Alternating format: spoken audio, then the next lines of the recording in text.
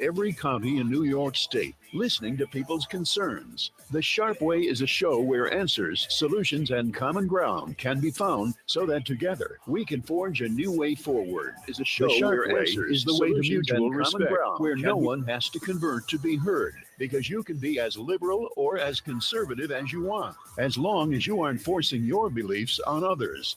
Welcome to Sharpe Way Radio. Oh, yes, it is Larry Sharpe here on Sharpe Way Radio. So happy that you are with me this afternoon.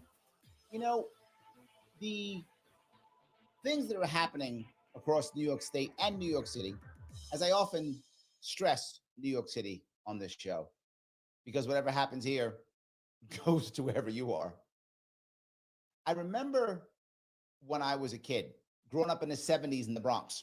Early 70s in the Bronx, I should say, and late 70s too, whole 70s. I was there the whole time. And my parents and how they were trying to get us out of a tough neighborhood. It was the South Bronx back in the day, and people remember how tough that was, and it was indeed tough. How do we get out? How do we survive? How did so many people survive and get out? And I tell this story often because it really matters. What I remember as a kid in the Bronx is that so many of the local businesses were owned by local people, right? There was a large Asian community also in that area, heavily Hispanic, heavily Black, still some white people in the Bronx at that time, older Jewish people from a time ago, and some Asians, some South Asians, Indian, Pakistani, some Chinese, Korean, there were some. And many of the stores that were owned by people were owned by people who lived in the neighborhood or at least nearby in the Bronx. It's a common thing. And for those who didn't own something, what often would happen is people would try to do things on their own. My father was an example of that. My father decided that he was going to be a DJ. This is the 70s and the Bee Gees and Donna Summer and the disco era. So he decided he was going to be a DJ. We literally had at one point, a station wagon. We shoved stuff in the back of it after we had gotten rid of our very expensive Mark IV, which was doing nothing. We got an actual practical car, and he'd put stuff in it, drive off, and do DJ work. Sometimes take my mother with him, and I'd be a latchkey kid. I'd stay at home while they went and got extra money.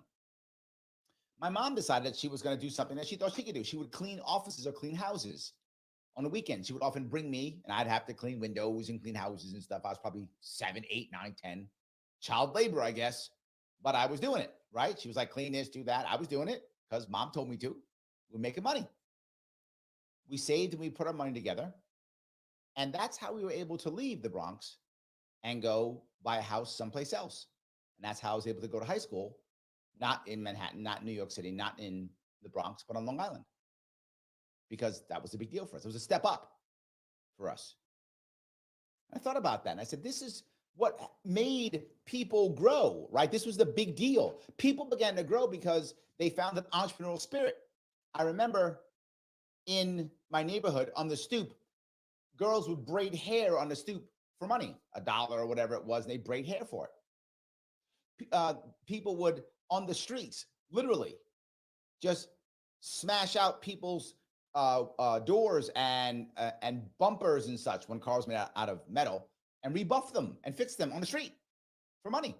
It's a thing people did. Gypsy cabs. There was no Uber when I was a kid. A lot of cabs would not come to my neighborhood. So gypsy cabs would come. God would paint one side of his door a different color from the rest of the car. We'd know that's gypsy cab. And they would come. That was a thing that happened often.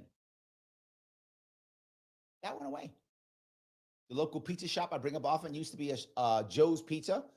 He retired, gave it to his daughter, Paula. It became Paula's Pizza. Now it's a Subway. I think the guy who owns it lives in Connecticut. That entrepreneurial spirit went away. But even during the drug wars, even the drug problems, there was still an entrepreneurial spirit, but now it was illegal. Now it became the black market. When the government came in and made it so difficult for us in poor neighborhoods to have legal businesses, we just had poor illegal businesses, black market businesses. And even they were good. Where'd you get your weed or your cannabis? You got it from the guy in the corner. He knew. You knew who the good guy was, who the bad guy was. Back then, they used to call it reefer. know if they still call it that now, but used to call it reefer back then. You know, where do you get your reefer from? I remember someone, probably 10 years ago, give or take. Guy says, Larry, how do you get weed now in New York? I said, it's an app. You just press the app and a guy on a bike comes by and gives you weed. He's like, seriously? Yeah. Just put in the app. Guy drives by on a bike because it's tough to drive around in the city in a car and expensive. So a bike. Guy comes on a bike, gives you weed. Done deal. You pay on the app. Life is good. I'm not joking. That's how it worked. And I always thought that the war on drugs is actually a war on Black and brown entrepreneurship. And people think, what? Yeah. How do I know this? Because years ago, I worked for I supported a nonprofit. It's called Defy, I think. I don't know if it still exists, but this is years ago. That literally would be backed by people who were in the finance industry, MBAs, bankers, that kind of stuff, who would take people who had gotten out of prison for running drugs and would support them in starting a business. You might say, wait a minute, these guys are drug dealers. Yes, it's a business. It's an illegal business that has to use violence to enforce its contracts. So these people would say, no. Still want contracts. You know how to deal with all these things. You know how to get a workforce going. You know how to distribute product, but let's do it in a way that's legal. You don't have to use violence. Use regular courts. Use regular everything. And these are people out of Wall Street. These were people who are financiers saying, I want to find a way to invest money in someone. Look, if you're a drug dealer and you made money and they caught you, you're a successful business person. If I can pull the violent part out of you, I got a viable entrepreneur. That's what I got. Someone who I can make money off of. And they literally did that. So I knew back then you could use a bike app to get your cannabis, that people could do cannabis on their own. They didn't require government. So in 2018, I was in Western New York. I forgot exactly where, but I know, for those of you who don't know, in Western New York, one of the things we grow in Western New York is onions. It's one of the things that we grow. So someone said, so Larry, what do you think about cannabis? And I said, it's a plant. You know what? We should regulate it like onions. Now, did I know what the actual rules on onions were at the time? I did not. What I knew is we grew onions in that area. I thought it would be cool. It was a local crop. So I said, regulate it like onions. And boy, did that take off. People thought it was funny. They thought it was cool, interesting. Brought it up on Joe Rogan, all kind of cool stuff. And I stand by that concept. Now, maybe onions isn't the best one. Maybe it should be carrots or peas. I don't care. But it should be like a plant. I brought it up then. I spoke about it for years. I still believe it. Like a plant. We didn't do that. I warned everybody more than once on the record, on debates. I said, if we don't do it like this, big business will win, small farmers will lose, individual people in the hood will lose, all the people who are working class will lose, big business, big finance will win. That is what I said. People ignored me. My plans were on my website. Everybody knew what I was talking about. People ignored me. And then what do? We regulated it with an Office of Cannabis Management. We regulated like the crazy people in our government wanted us to regulate it. Like Her Majesty Queen Kathy decided to do so. And to be forward, His Majesty King Cuomo II would have done it also, right? He would have done just as bad as her. Both of them were going to be terrible. And they would, of course, couch it in the lie of fairness. They will couch it in the lie of fairness. But there is no actual fairness in what they did. Fairness would have been regulating it like a plant. How do we know this? Because right now, who's winning and who's losing? Our governor, our Lord and Master, our Lady and Master, Queen Kathy the first of her name, destroyer of the middle class, banisher of the conservatives, she has said openly, it's not working. We have to rethink this. It's not working. For some reason, this bureaucracy that she created didn't work. What? Shocker on that one. Didn't see that one coming, did you? Didn't see creating an Office of Cannabis Management. And if you don't live in New York and you're listening, that's a real thing. New York State created an Office of Cannabis Management. And when they first mentioned it, my response was, oh, so now you need an Office of Cannabis Management to save all the people from dying from cannabis? Where are all the people who died from cannabis, as this has been in the black market since the 1930s? So cannabis has been in the black market for give or take 90 years. Where are all the deaths? There are none. Don't exist.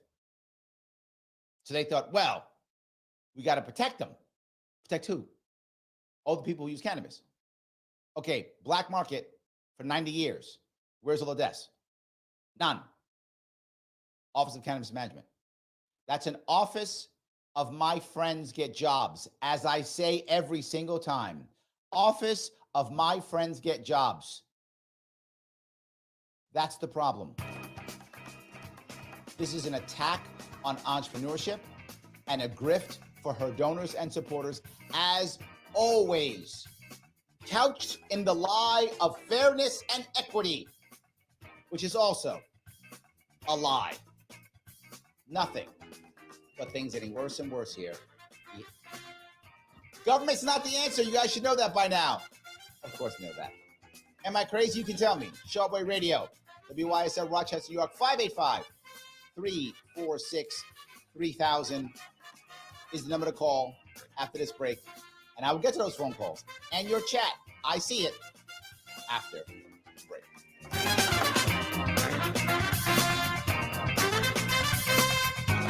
Introducing a sobering and unavoidable truth. The latest advancements in artificial intelligence have made cyber attacks easier than ever before. Cyber criminals are relentlessly targeting your business right now, seeking the tiniest opening in your defenses to drain your accounts and steal sensitive data.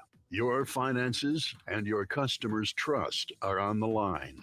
Call the experts at Simple Tech Innovations now at 585-999-TECH to secure your business today.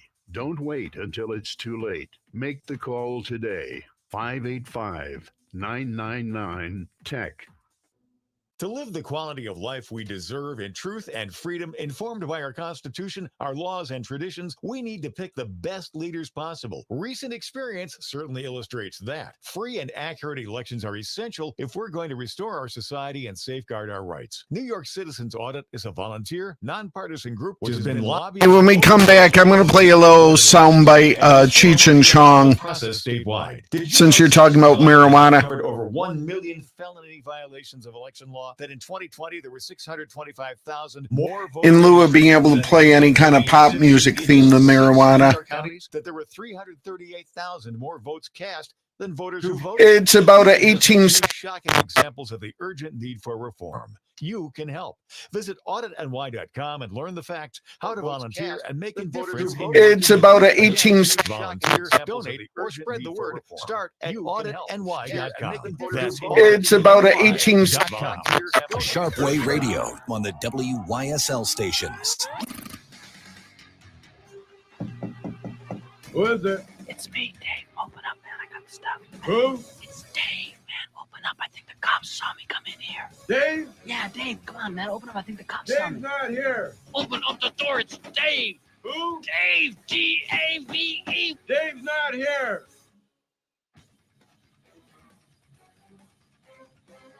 I don't know if we want Dave to come or not.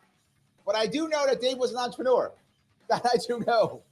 Larry Sharpe here, Sharpe Way Radio, WYSL Rochester, New York, 585-346-3000 is the number. So happy that you guys are with me today.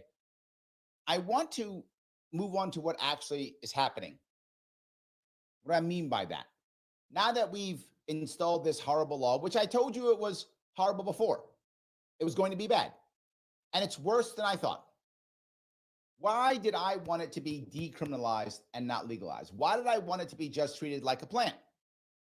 Because what I wanted to happen was to support local entrepreneurs, both in the city and out in the rural areas. Urban and rural, both could be benefited from this. What do I mean by that? A lot of local farmers, and if you live out in the rural area, you know, a lot of local farmers struggle. Of course they do. Why not provide them with a cash crop? Provide them with a cash crop, and on top of that, treat them like the entrepreneurs that farmers are. Give them every benefit that an entrepreneur will get, to include specialized loans, lower insurances, all the things entrepreneurs get, not punishing them and treat them like agriculture, which only helps big ag. Instead, treat them like entrepreneurs. If you want to create a cash crop, you want to create a craft grow, a certain type of cannabis that is only going to help people for certain things. Maybe you're going to create your Integrity Farms, for you South Park friends. You're going to create that? Go ahead. Make a certain blend that does X or does Y, or whatever the case may be. Maybe it's for pain. Maybe it's for anxiety. I don't care. Whatever people want. Now, all of a sudden, farmers have a chance at surviving against the big boys. Now they can grow if they want to. More importantly, they can keep their family members with them. If you are a farmer, you know one of the problems is your family moves away because you can't afford to keep them on the farm. But imagine if now you could. Your daughter or your son doesn't want to be a farmer, but they want to be a marketing guy or gal, or they want to be an operations guy or gal. Okay, they can stay on your farm and do that. They can create marketing for your new product if you want to. Up to you. But not just cannabis products. All hemp. Hempcrete. Yes. Hemp ropes, hemp cloth, whatever. Whatever you think is right for your area. Now, all of a sudden, we are spurring that entrepreneurship that could actually make people in rural areas and urban areas actually do good things, grow their own businesses, gain their own economic control. And for those of you who lean left, let them be co-ops if you want to. Make co-op farms if you want to. Oh, good. I'll support that too. As long as it's voluntary. I don't mind. You can have co-op farms if you want to. All good. You guys should take the benefits and the proceeds from the hemp products and make a credit union. Now we got co-op banking. Enjoy. Aren't Democrats supposed to care about that stuff? They don't. I'm a libertarian, I do. You can still do that. Why? Because I want you to be happy. I want you to be able to build your own business and own your own property. That's what I want.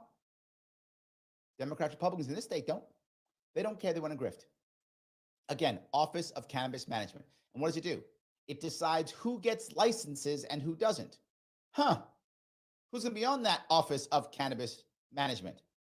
All of Her Majesty's friends, so that they can make sure the small farmer gets crushed and big agriculture grabs up everything. But big ag isn't just big ag. Big ag is also big finance, because the people put all the money together and then decide, hey, we're going to buy this thing.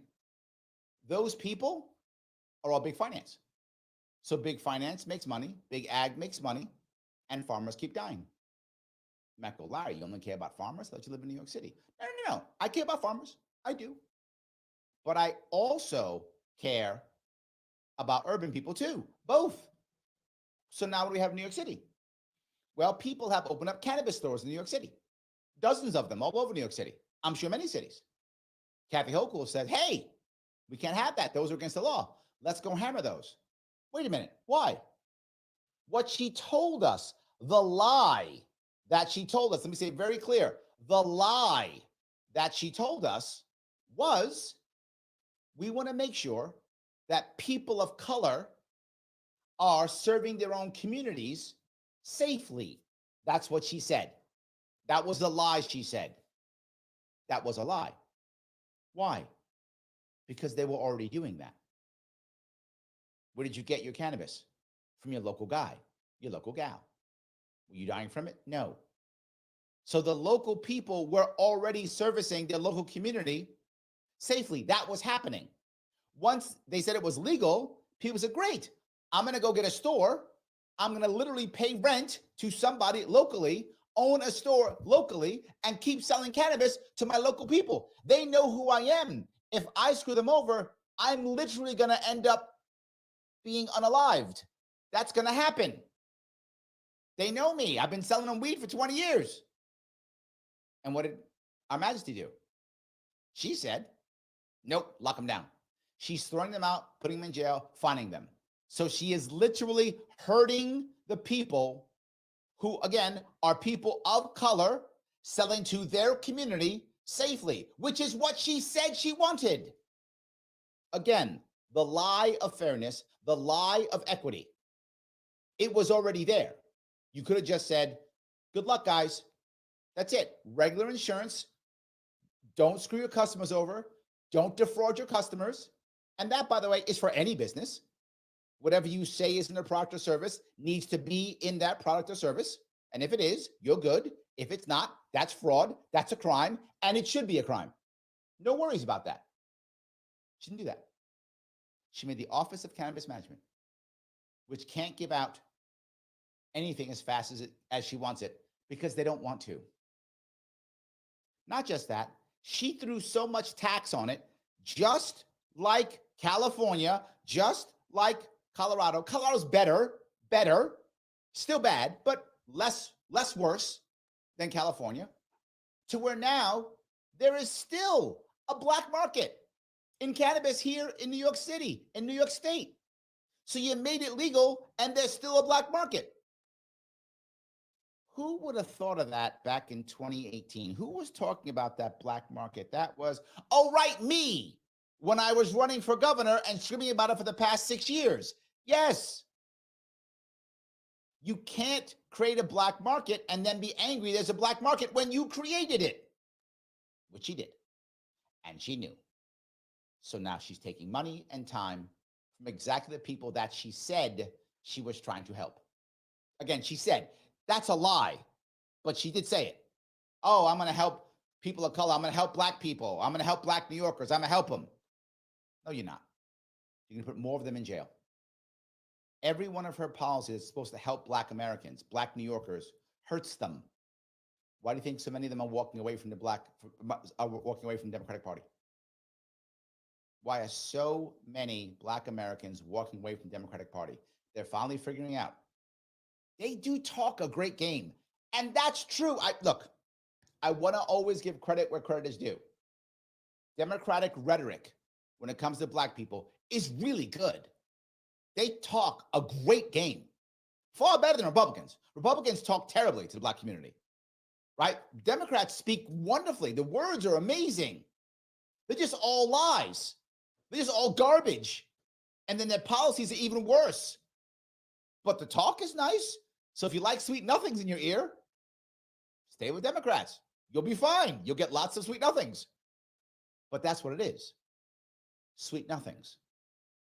And many people are realizing that.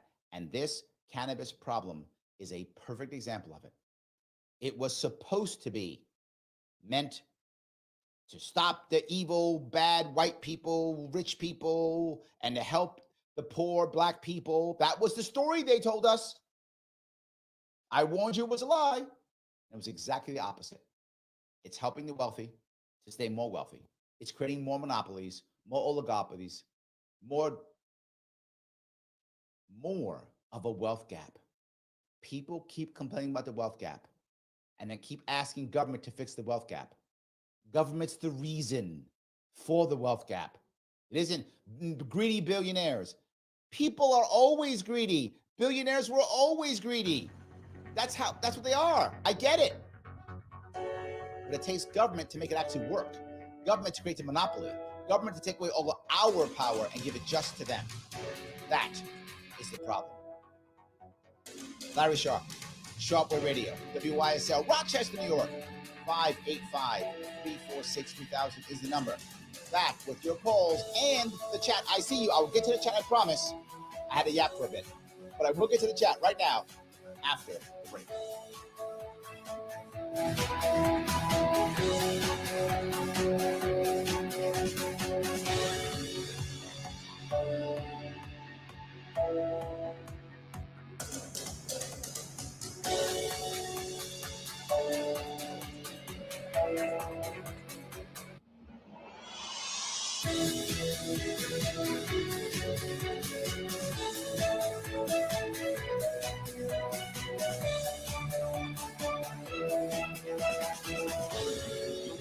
start at audit. Welcome, Olean. WYSL. Proud to be your local talk station for great conservative, all-American programming. Here's the latest forecast from the News 10 NBC Weather Center for tonight. A couple of passing snow showers, windy and chilly. Temps in the 20s and 30s on Wednesday. Sun and clouds, couple of snow showers around. Temperatures in the 30s on Thursday. A very cold day. Some morning lake flakes. Could be some minor accumulations. Those will clear in the afternoon, but temps only in the 20s on Thursday. Wind chill in the single digits and teens. I'm Rich Cornelia, WYSL. FM Talk. You'll get more for your Monday. You'll get much greater value. You talk to kind, courteous people who really care. They're so sincere. I recommend them to my family. I recommend them to my friends. They've gone way above and beyond my great expectations. It's Bob Johnson Chevrolet. Bob Johnson Chevrolet.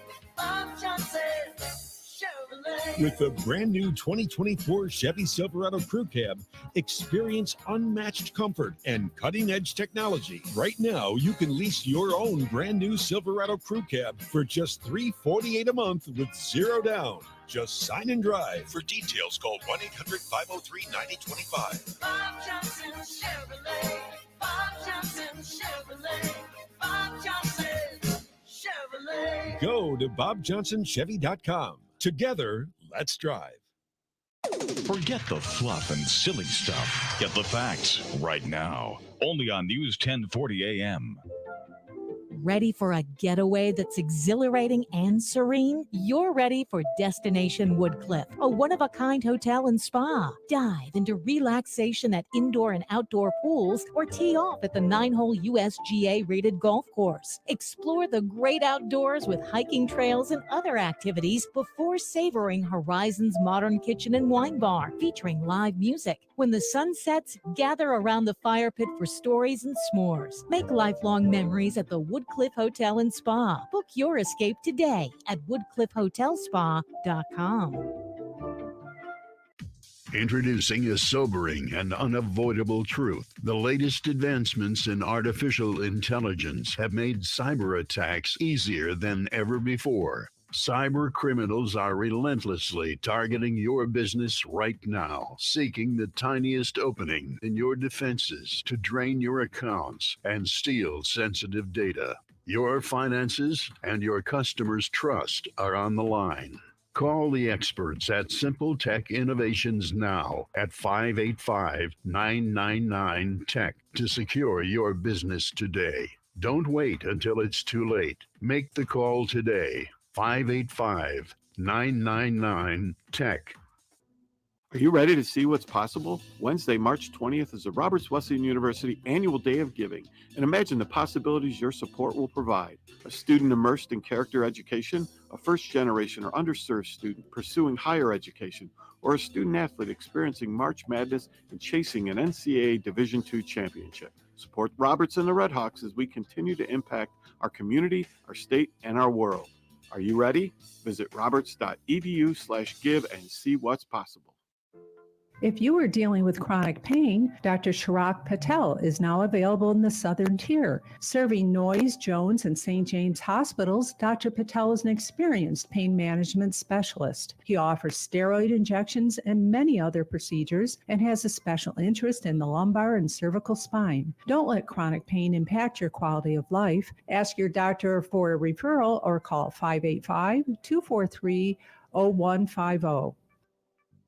What's growing on your carpets? Carpet may hold up to 200,000 bacteria per square inch. That's about 4,000 times more than your toilet. Professional carpet cleaning with hot water extraction is one of the most effective ways to rid your home of bacteria, dirt, and germs. Call Lima Carpet and schedule your carpet cleaning today. 226-2180. That's 226-2180. Lima Carpet staff will do it right, guaranteed. 2-room special, $129. Call for details. I'm Tom Wall's team member, Ollie. Did you know that every batch of Tom Wall's root beer is handcrafted in our very own restaurant, stirred, poured it straight into your frosted mug? Our handcrafted root beer will be sure to tip. Oh, I just wonder if you like that soundbite I played. It might be hard work, but your work. Good. Hang on. we like to see that silly grin when you sip our homemade root beer. Come get your mug of handcrafted Tom Walls root beer today. Share the good times. Tom Walls. Sharpe Way Radio on the WYSL stations. It is Larry Sharpe here on Sharpe Way Radio, WYSL, Rochester, New York, 585-346-3000. I've been talking a lot about entrepreneurial spirit, the terrible cannabis laws in New York State, and how the grifters keep grifting, the poor keep getting poorer, and we can see exactly how that was going to happen literally years ago. It is a terrible idea.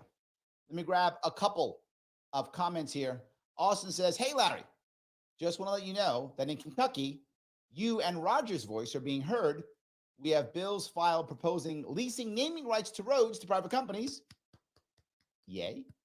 And ballot initiatives. Look at that. I'm not just screaming into the wind. Someone is actually hearing what I have to say. I love it. Austin, thank you. That's great news. For those who don't remember, I actually spent a lot of my campaign talking about ways of raising money other than taxation, other than constantly hammering people. And again, more rules and laws that can actually raise money to get the wealthy to pay voluntarily for the working class.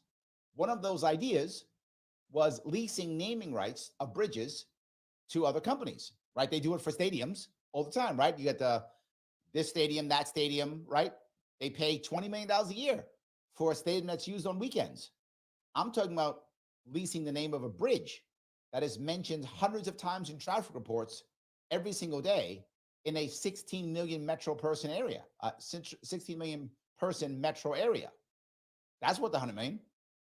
You put $100 million onto a bridge, well, then why do I require tolls anymore? I don't need tolls. That pays for the maintenance. We're good. So now people get to have the bridge for free.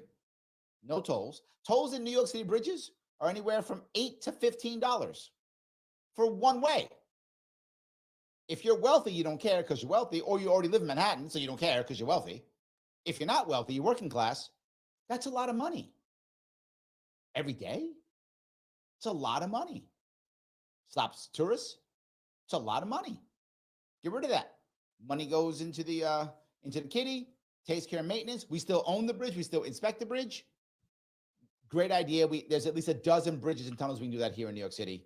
And I'm sure across the state, it wouldn't be $100 million for other areas, but whatever it is, say it's $20,000, say it's $100,000, $1 million, whatever the number is, better than zero. Not a bad idea. So thank you for that. I appreciate that idea completely. So yes, if I can keep going on here. The lunatic libertarian says legalize anything is still asking the government for permission. It should be decriminalized. Yes and no. Let me give you the no, the pushback. No matter what we do, and he's obviously more libertarian hardcore than I am, which is fine. I need my people like that. They keep me straight. The reality of it is the world, the state is simply not ready for that. Are you theoretically correct? You are. Are you realistically correct? You're not. I would like us to move one step at a time to get people to believe and feel like we can go there. Sadly, this Office of Cannabis Management, there are still lots of New Yorkers, I would argue probably the majority of New Yorkers, who still think, even though everything I just said is true, that it's a good idea, because without it, we'll all die. And if they believe that, how can we stop that? We can't go where you want to go without the people seeing it, right? If I were to tell the average New Yorker, particularly here in New York City, we should get rid of the Office of Cannabis Management, they would think I'm against cannabis. They would go, you don't want us to have cannabis? That's what they would tell me. Because in their minds, now that there is an Office of Cannabis Management, without it, you can't have cannabis. I know that sounds silly as I say it, because it is silly, and obviously not true, demonstrably false. That's okay. They still think it. So I get what you're saying. You've got to be realistic and understand where we are, particularly in this state. Yes. Jonathan says, yes, and so can shared parenting reform. I'm not sure where that comes from, but yes, we should reform family court. Yes. I also talked about that 6 years ago, too. I'm not sure where that comes from, Jonathan, but you're right. We need massive reform in family court. Oh, I guess maybe because of poor families. Yes, okay. Working families, working class families, and working poor families are devastated by family court. Are wealthy families beat up by family court? Of course. Everyone's beat up by family court. But if you have more money, when you lose a bunch to the government and the court system and the lawyers, which you will, you still have some left over. So you survive better. You're still hammered. But when you're working poor or working class, either of those two, and you lose a bunch of money to the court system and the judges, and the lawyers, you're devastated. You're devastated. 100% correct. So we should do that, yes. A little bit off topic, but so what? I still like it. I don't really care. Morgan says, the obstacles to get into the legal marijuana business prohibits people from underprivileged areas from entering the work field. Yes, and something else. When immigrants come to America, the migrants who come to America, and they want to work in this field, when people want to come and fix things in this field, the problem is they don't know how to get past all the bureaucracy. So now I can't even get my migrants working. I can't get my native-born Americans who just want to service their community. I can't get them to do it. And I can't even get migrants to do it. I can't get anybody to do it, except for the wealthy people that the already corrupt and broken Office of Cannabis Management in New York State is saying who can and who can't. Yet again, government picking winners and losers, not allowing local people to decide who they want to buy their cannabis from. Why wouldn't you just let local people, to your point, Morgan, people who are already buying cannabis, buy it from who they trust? I'm sure some of these guys have been selling them weed for 10 years. Now, to be forward, you might think, Larry, wow, you must really like weed. I don't use it at all. I am the squarest guy in the room, except maybe Mormons, because I do use caffeine. Caffeine is my drug. That's it. I don't drink. I don't smoke. No weed, no opioids, none of that stuff. I don't do any of it. But my point is, so what if I don't do it? I don't get to tell you what to do. If you want to take my advice, awesome, please take it. That's great, but that's voluntary. You don't have to. You should put in your body what you think is correct and appropriate to put in your body. I should have no say in that. Unless, again, you want my opinion for some reason. I'm happy to give you my opinion. That's all I ever do is yap and give people my opinion. But you are not required to take it, even if you ask for it. So, in any case, you're absolutely correct. This makes sure that only the wealthy are able to get there, 100%. Patty goes, decriminalization is the only way to do this, and then think of it as a plant. Agreed. Imagine if it was just a plant. So you could grow it wherever you want, try to make it work. I'll go back to medicine. I never forget this story when I was running in 2018, and I would go to fairs, state fairs. Very often, people would come, and the person who would come to me very often would be an older woman, probably in her 50s, 60s, 70s, an older woman, not a teenager, but an older woman would come by, and she'd almost always be moving slowly in some way, either with a walker or a cane, or sometimes even in a wheelchair. And she would say things like, I really hope you get elected. And I said, why? Because I need marijuana for my pain. I said, oh, I'm so sorry. She goes, yeah, so I'm scared. I said, why are you scared?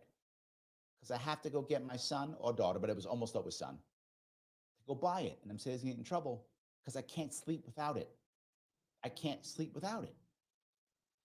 I thought to myself, this woman has three choices. And it was always a woman. I don't know why. It happened like 10 times. It happened so often. That's how I know the story. It was almost always a woman. She was either in a walker, a cane, or in a wheelchair. And it was usually son. There probably was a cousin or a nephew or something, or daughter. But it was usually son who went to go buy her weed. And she had several options. One, gamble on her son going to jail. Wow. Two, take an opioid who she's afraid of because she's seen people get addicted and people die from it. So she's scared. So take that and maybe get addicted and maybe die. Or 3, suffer. What is wrong with us? What is wrong with us? And we make it to where it's hard to get and expensive.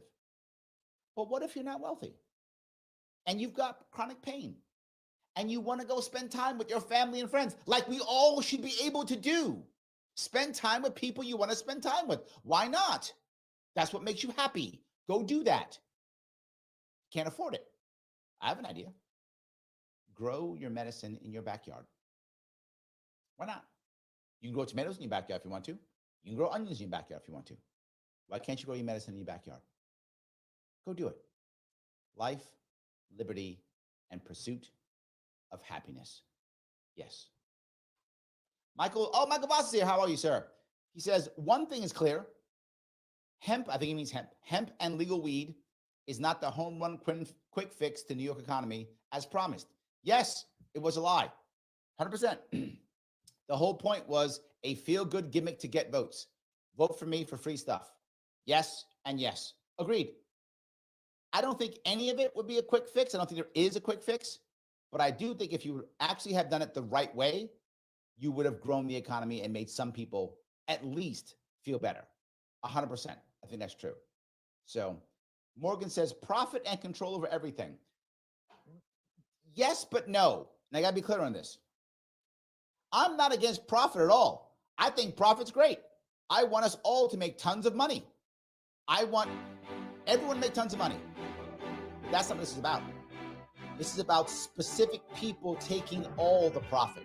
This is about the wealthy keeping all the money and the working class and the working poor getting nothing. And the guy or gal in the urban area or the rural area getting nothing but screwed over. Profit is great if we can all get it. If we can actually compete and all get it. And we can grow their own property. That's when it's good.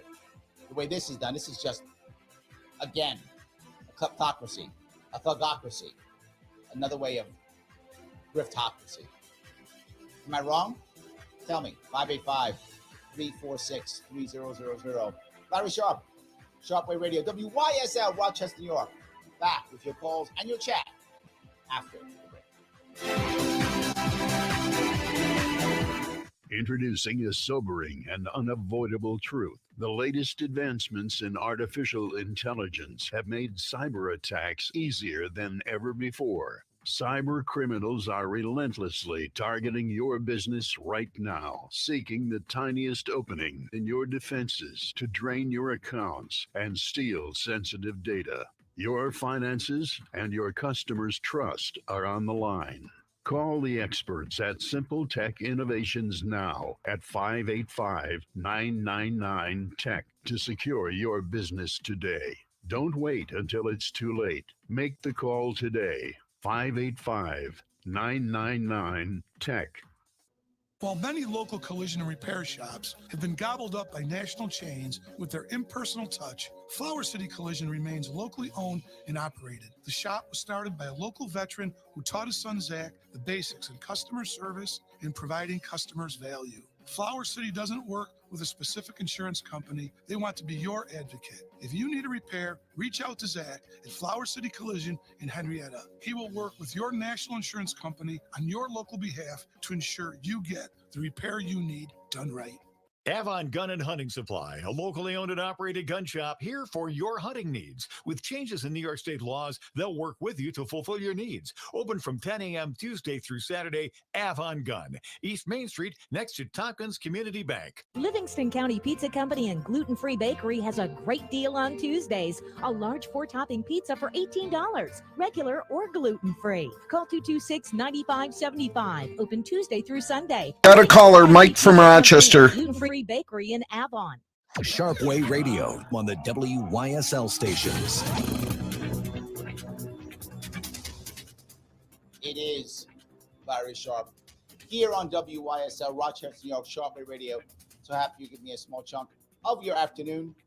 We've been talking about legalizing, decriminalizing, rich and poor, and the griftocracy that is absolutely New York State. I want to grab a call if I could. Mike, how are you, sir? Larry, hey, pretty good. Been listening to the show. I think I jump in by 2 cents. Okay, please. I fully agree with you.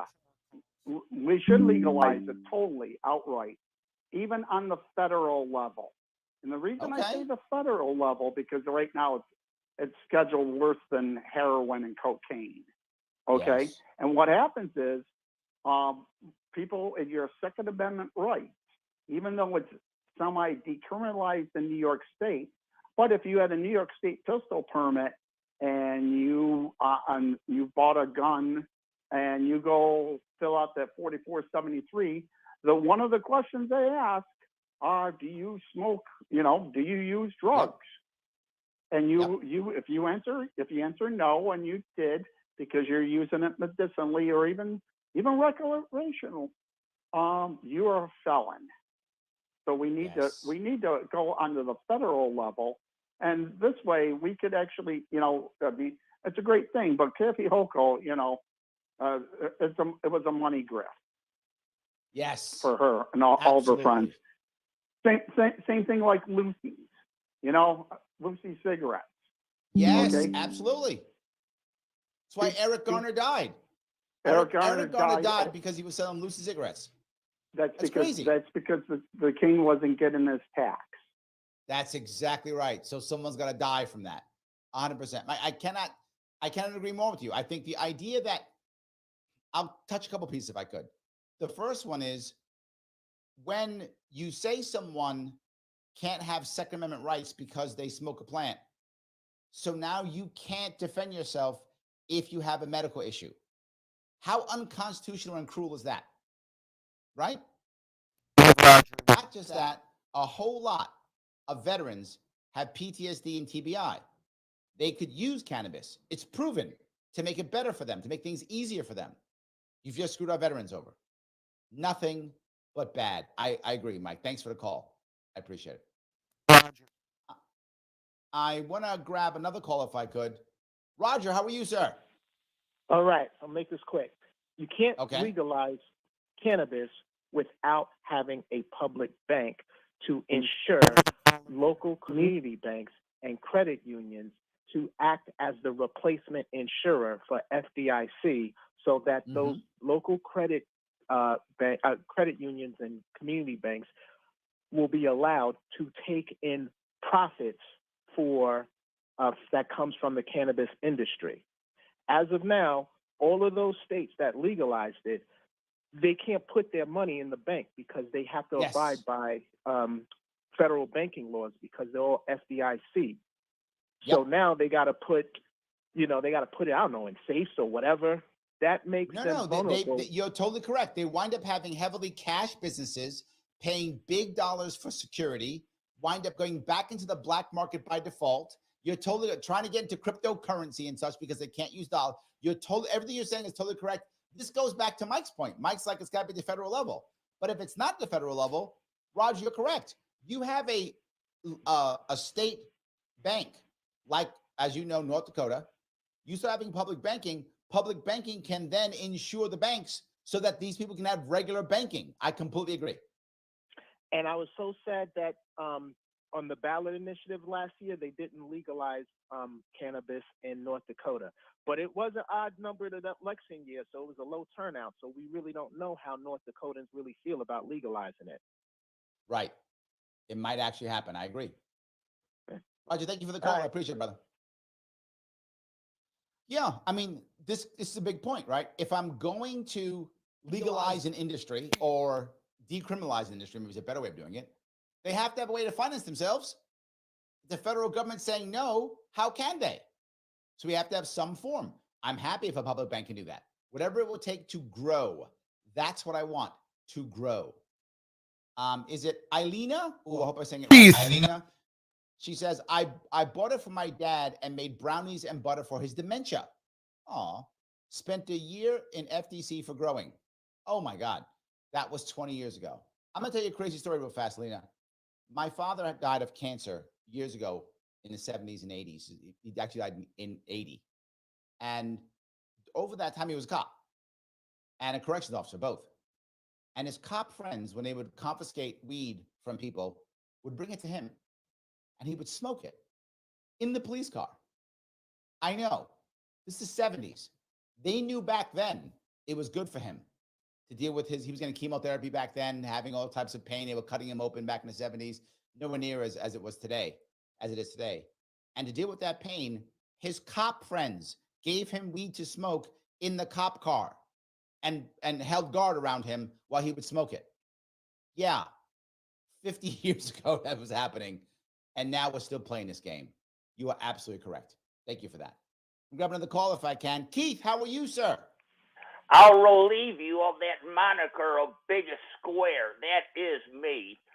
How very sad that it takes grass to pull the poor up and out, while China and other countries are going with new, big, huge, super technologies. Our people are simply getting stoned, and stoners can't compete with very smart, sober, elite people. How very, very sad, and what a decline for America. Thank you. Bye. No, Keith, I appreciate that concept, right? I think a lot of people would say that weed, cannabis will make people lazy. And I'm not sure if that's true. It might be. I don't know that. I'm sure someone could show me some study that might show that. I don't know if it's true. But what I do know is we are, without question, taking drugs, weed, opioids, fentanyl. That is true. And if that's our problem, that's a separate issue we have to repair. I'm not against that at all. You have to repair that issue. But if I'm going to have a society that is taking drugs, I'd rather them take the safest, least addictive drugs there are. That's cannabis. And that's a fact. That is demonstrably true. It is the least harmful and the least addictive of all these other drugs people are taking. So if you're going to take drugs, do that one. And if that one can get you into a point where you start seeing success in your life, to where, to your point, Keith, maybe if people start seeing more success in their life, start seeing hope for the future, maybe they'll take less drugs. Maybe they'll smoke less cannabis. Maybe they'll actually get out there and make things happen. I mean, a lot of people who are making money in the cannabis industry also use cannabis. So they've somehow found a way to take their passion and to make money and to, do a lot of good work, give people jobs. I think you can. So I think your point's valid if that's the issue that we're dealing with. And I'm sure that drugs are an issue we're dealing with. It's clear, it's obvious.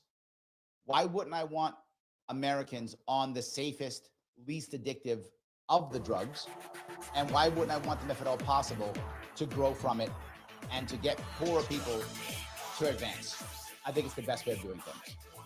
Guys, I want to say thank you so much for giving me a small chunk of your afternoon. I will see you all very soon.